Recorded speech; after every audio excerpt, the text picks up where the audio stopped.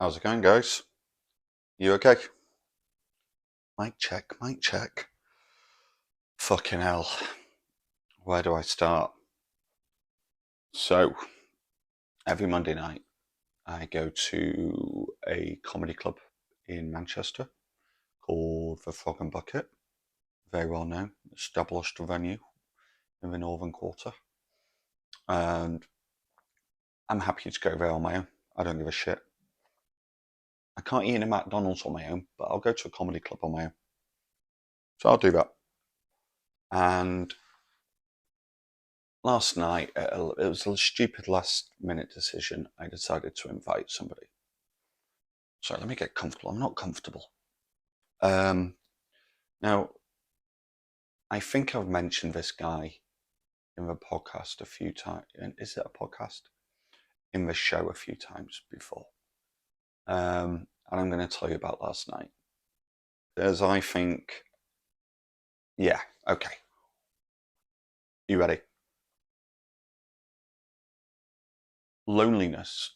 I spoke about this recently. I'm really struggling with. Like all my support network, my friends are all in London. I've got some family up here, but you can't go out and get drunk with them, and you can't really do much with them. And the majority of people I work with are really, really young, and it's just weird.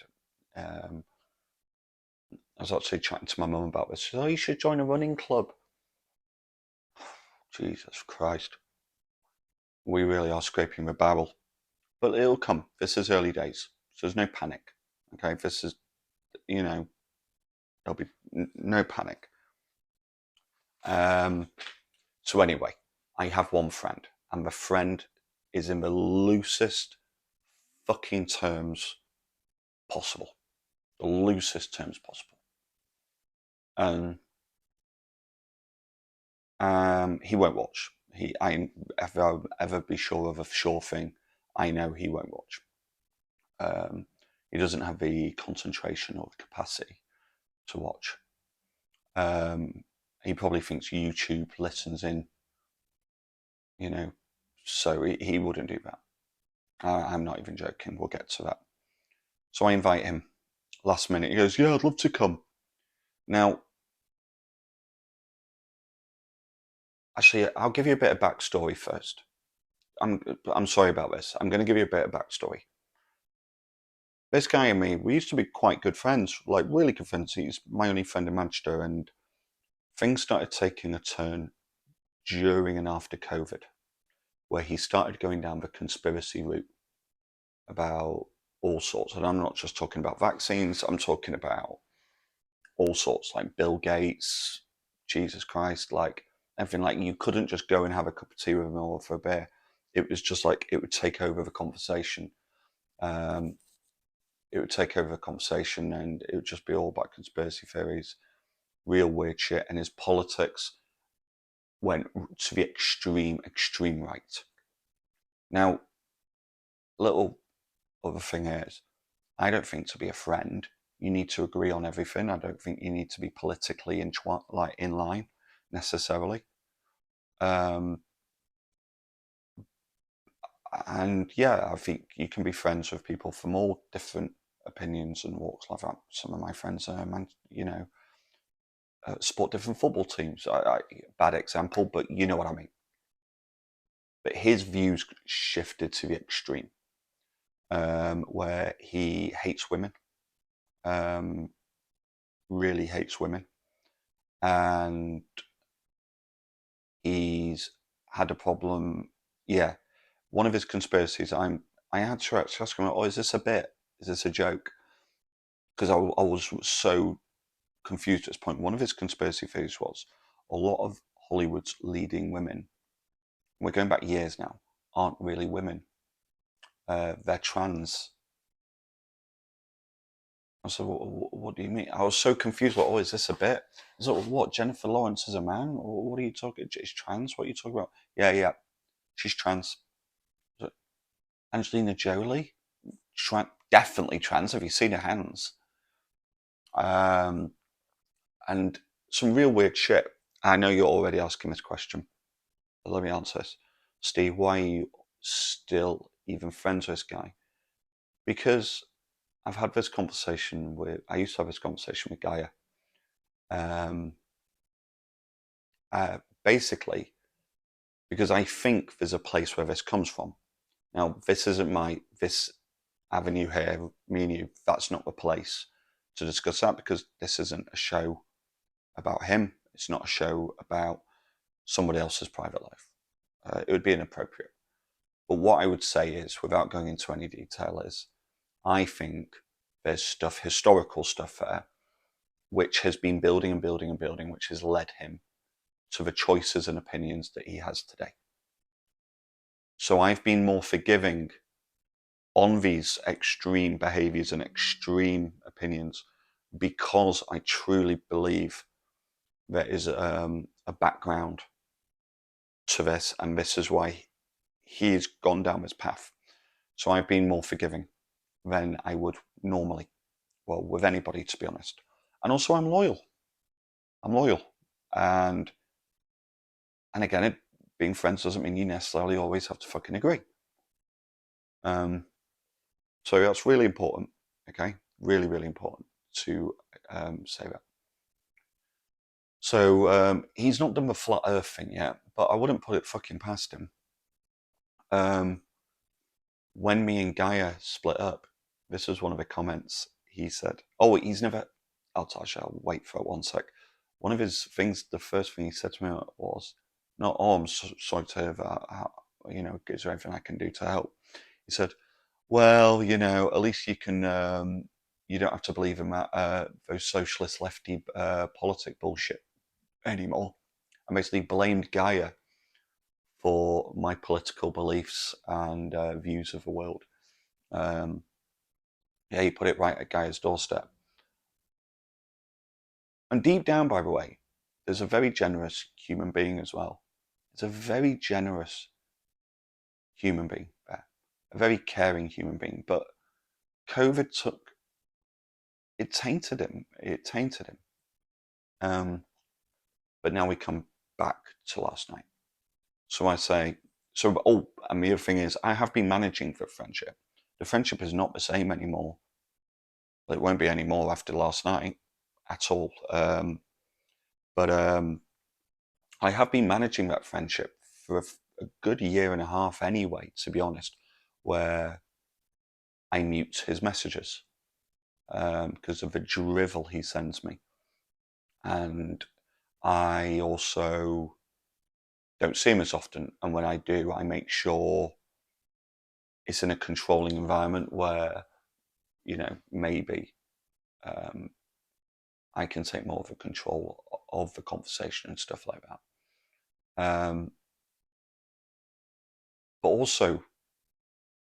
But anyway, last night, I invite him to meet at this venue called Sully Wines in Manchester. I started going there quite a bit. It's a place where Gaia introduced me to, and I was never that keen on it, but it's really close to my work. And so it was always it's now quite a convenient place to meet people. So I said, meet me there. I don't know Manchester anymore. I'd never go into town. Yeah, this guy never leaves his fucking house. Like, never. Like, you could draw a circle, I reckon, around 500 meters around his house, and you'd never leave that circle. So he never comes into Manchester anymore. So I send him a pin drop of on Google Maps where the venue is.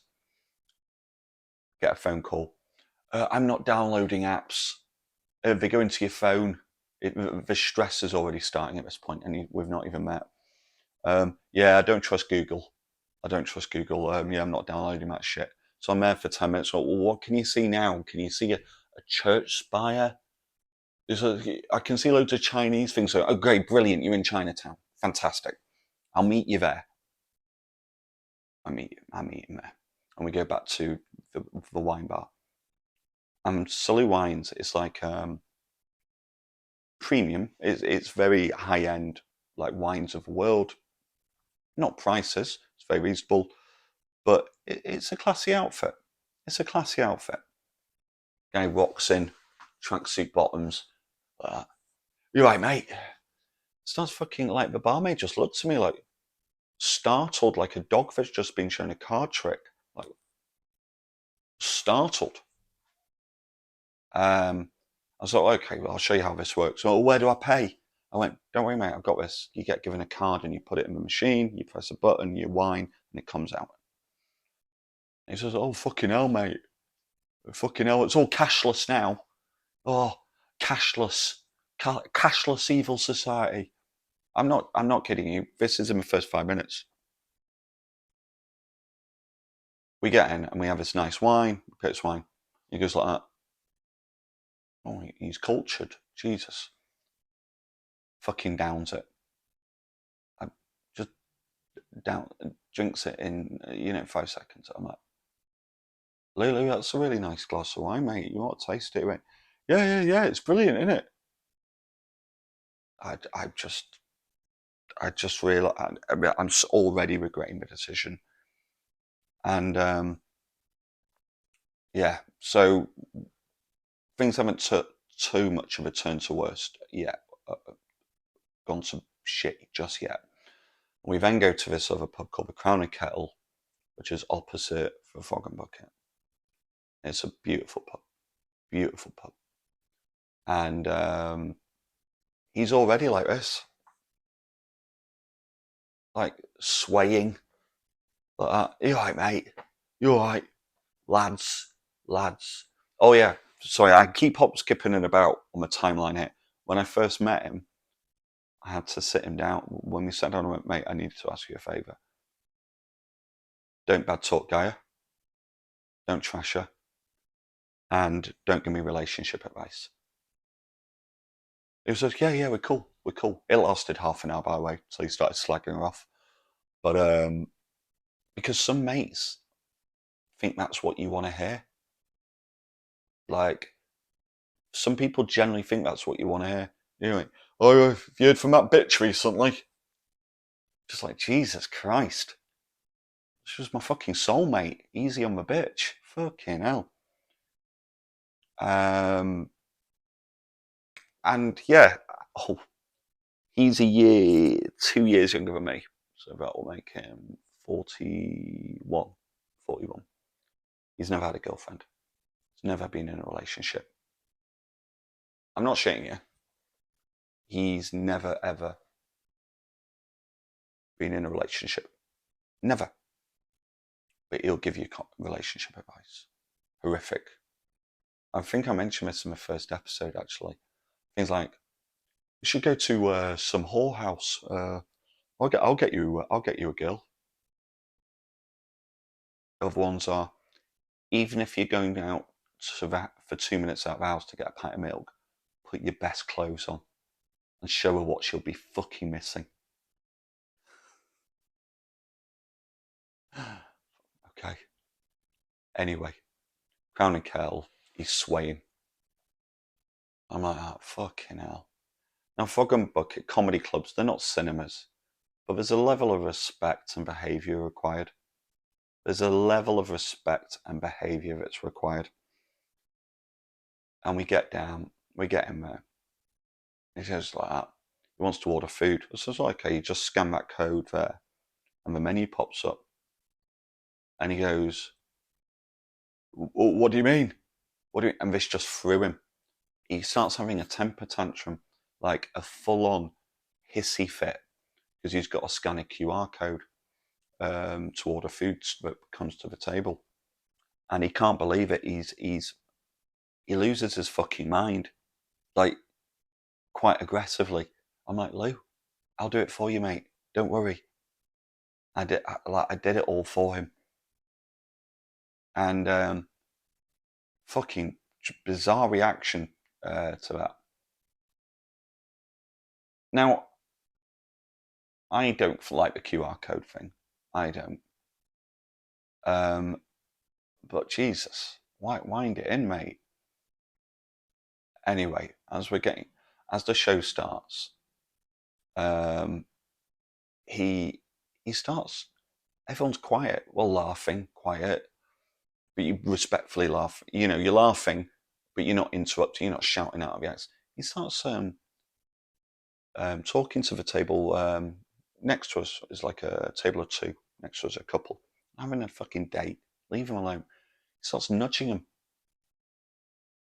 And because they're laughing, he goes, You think he's funny? He's shit, mate. He's shit. I'm like, am I fucking next cranking? I'm like, Lou, what are you doing? Leave him alone. Leave him alone. I'm like, yeah, but shit tastes. It's because of people like that. You have fucking people like Michael McIntyre on BBC. I'm like, that. Fucking hell. It's not their fault. Maybe the BBC commissioner loses it. This is, by the way, all in the first 1.5 minutes, 2 minutes. This isn't over the evening.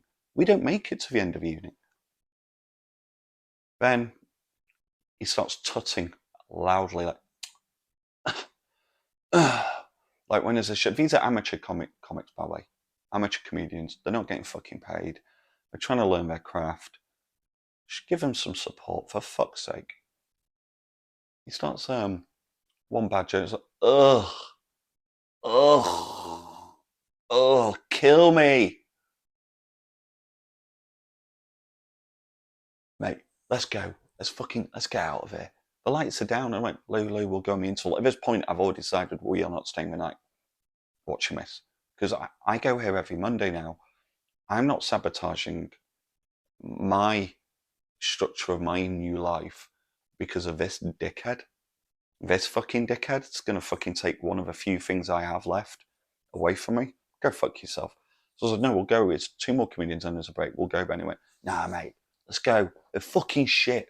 It's getting louder and louder. Third comedian comes on. He shouts out in the middle of it, not funny. Ugh. Starts making sick noises like, ugh. Ugh. I'm just like, Jesus Christ. We leave. I end up losing my fucking. I've just seen the time, by the way. 17 fucking minutes on this dickhead. Jesus Christ, I am sorry. And yeah, I end up nearly having a fight with him on the street. Like, I was enraged by pure embarrassment. I was disgusted.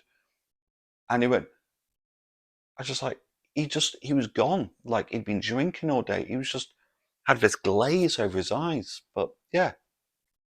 So I think we're done with that friendship. I can't do that again. I can't have that in my life right now in my life with everything, the fucking everything that's going on. Do you think I need that energy in my fucking life? No chance. So there you go. I had more things to say, guys. I didn't realise that was. No, we'll talk about the other stuff later. I had therapy before, online therapy, but we'll talk about that next time. At least I'll have something to talk about. So yeah, sorry to take up all that time. Basically, headline grabber. Stephen's only friend in Manchester is no longer his friend. I think that's the gist of it. Now, I keep losing. 1 second, guys. I keep losing the little remote, which shuts off this. So I found it. I'm really not getting used to this, by the way, guys. I'm sorry. So anyway, have a great night. Sorry for just keeping you on that one subject. Please, if you've got somebody like this in your life, just, I don't know, as forgiving as I am, as forgiving as I'm sure you are, get that fucking energy out of your life. Okay? Speak soon. Have a good one.